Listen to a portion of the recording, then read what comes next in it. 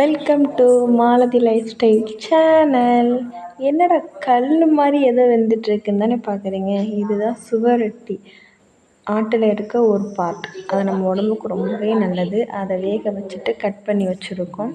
அடுத்ததுக்கு தேவையான வெங்காயம், தக்காளி, இஞ்சி பூண்டு பேஸ்ட்டு, கருவேப்பிலாம் இது பண்ணிட்டு பேன் வச்சு எண்ணெய் ஊற்றிட்டு அதில் வந்து சோம்பு கொஞ்சம் போட்டு பொடியை விட்டுட்டு அப்புறம் அரிஞ்சு வச்சுருக்க வெஜிடபிள்ஸ்லாம் அதில் போட்டு நல்லா ப்ரௌன் கலரில் வர வரைக்கும் நல்லா அதை வதக்கணும்.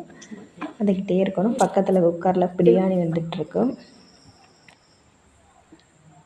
நல்லா ப்ரௌன் நிறமாக வரும்போது கொஞ்சம் மஞ்சத்தூள், கொஞ்சம் மிளகாத்தூள், லாஸ்ட்டில் கொஞ்சம் உப்பு போட்டு சுவரொட்டி அதில் கொஞ்சம் எடுத்து போட்டு நல்லா கிளறி விடணும். கிளறிட்டு ஆஃப் பண்ணிடணும் ஸ்டவ்வை.